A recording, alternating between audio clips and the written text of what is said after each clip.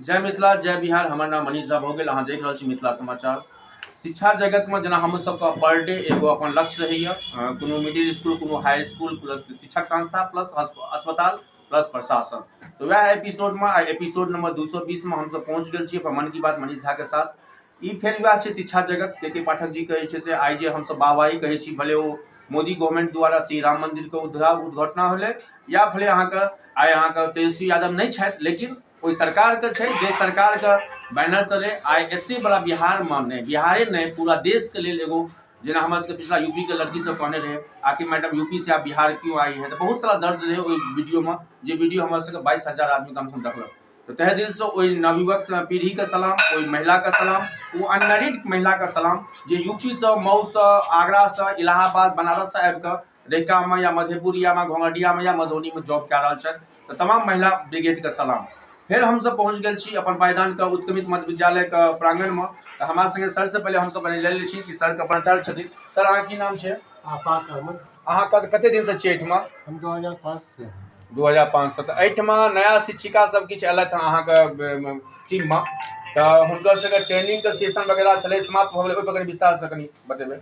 देखिए, जो नया TRE 1 से और TRE 2 से बच्चे आए, निश्चित रूप से ये नए टैलेंट है और शिक्षा में एक अच्छी जागरूकता पैदा करेंगे, अच्छा शिक्षा दे पाएंगे। वैसे भी जो पूर्व से शिक्षक थे अच्छे थे, वो समय से आते थे, समय से जाते थे, बच्चों को पढ़ाते थे, लेकिन इनके द्वारा जो एक सोच है कि इनके आने के बाद बच्चे में एक नई ऊर्जा पैदा होगी।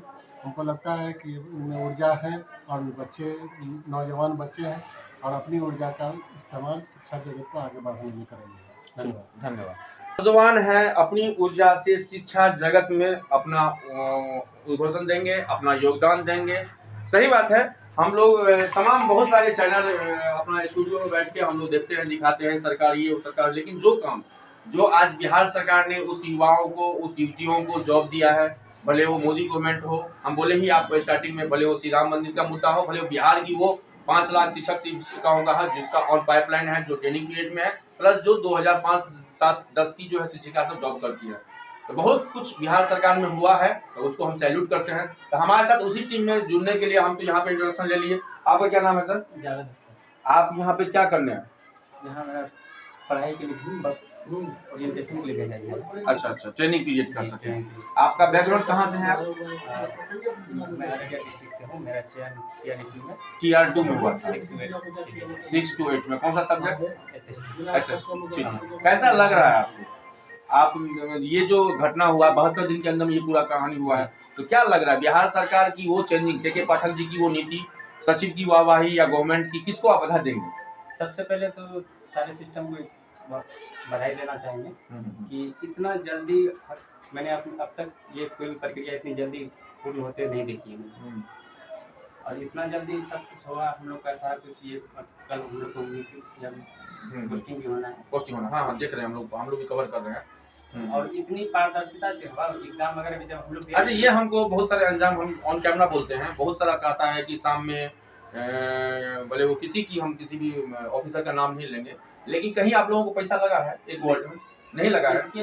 इसके लिए हम लोग एक तरह से जो भी विभाग के लोग हैं उनको हम लोग एक गरीब का मसीहा मानते हैं। वही नहीं, क्योंकि बहुत सारे मीडिया रिपोर्ट, बहुत सारे ये यूट्यूबर कहते हैं और बहुत सारा ये खबर आती है कि नहीं शाम में कुछ लेन देन पैसा का हो तो हुआ था या होने वाला है, या आप उस 4 आना भी कहीं नहीं मांगा गया। एग्जाम में इतनी पारदर्शिता हुई है कि हम लोग मेरिट के आधार पर यहाँ तक पहुँचे, जो कि पिछले नहीं बोलना चाहेंगे, लेकिन इस तरह की बात अभी तक मैंने नहीं देखी एग्जाम में। जो एग्जाम में ऐसा हुआ नहीं हुआ। ठीक है, थैंक यू। आपका क्या नाम हुआ सर? सर मेरा नाम प्रतीक कुमार, मैं मध्य प्रदेश ग्वालियर से बिलोंग करता हूँ। एक सेकंड, मध्य प्रदेश से?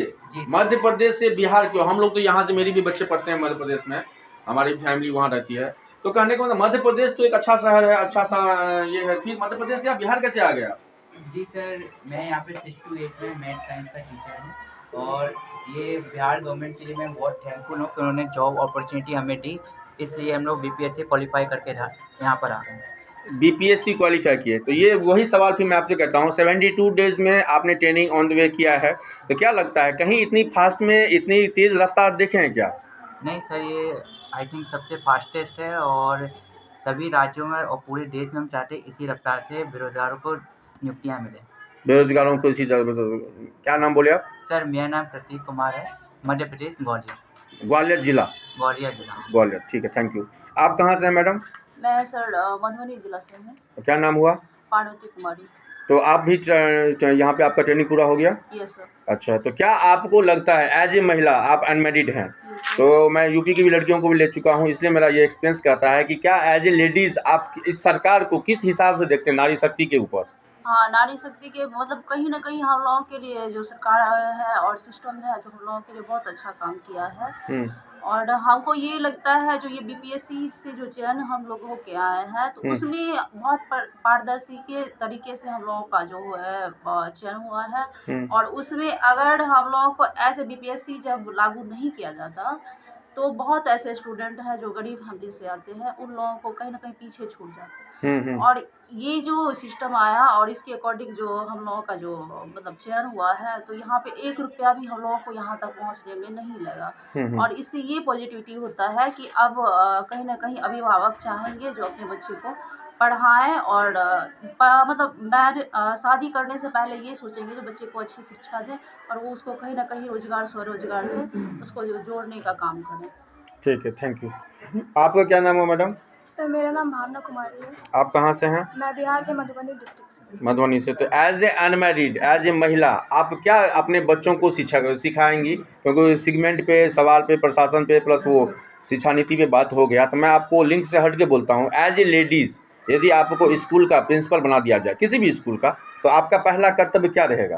पहला कर्तव्य तो यही रहेगा कि उस स्कूल में जितने भी बच्चे उनको अच्छी फैसिलिटी, अच्छा मतलब पढ़ाई उनको मिले ताकि वो अपने स्किल पे काम करें और अपने फ्यूचर को ब्राइट कर सके, आगे बढ़ सके। क्या नाम बोले आप? मेरा नाम भावना कुमारी है। भावना कुमारी, ठीक है, थैंक यू।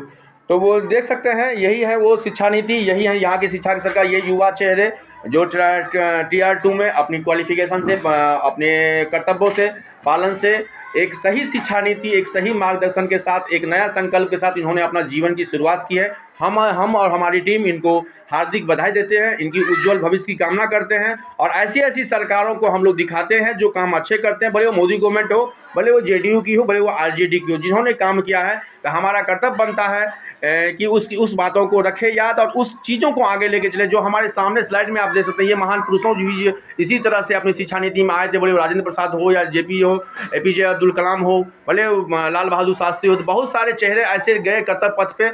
उसी कर्तव्य पथ पे कहीं न कहीं अब्दुल कलाम आज़ाद हो, तो मौलाना अब्दुल कलाम आज़ाद हो, तो कहीं न कहीं धन्यवाद तहे दिल से उस महिला ब्रिगेड को, धन्यवाद उनकी माताओं पिताओं को, धन्यवाद जो उनके बच्चे आज यहाँ तक पहुँचे हैं अपनी क्वालिफिकेशन से। आज बिहार सरकार को भी नाज है और हम समाज के मीडिया कर्मी को भी नाज है कि ऐसे ऐसे व्यक्ति से हम लोग अपना इंट्रोडक्शन लेते हैं और उनकी भावनाओं को अपने पोर्टल पर रखते हैं कि ताकि एक नए चेहरा, नया समाज का गठन हो। कहते हैं पढ़ेगा समाज तभी बढ़ेगा देश। तो यही संकल्प के साथ जय मिथिला, जय बिहार, अहाँ सब गोटा के प्रणाम करै छी, गोर लगै छी, धन्यवाद बहुत बहुत।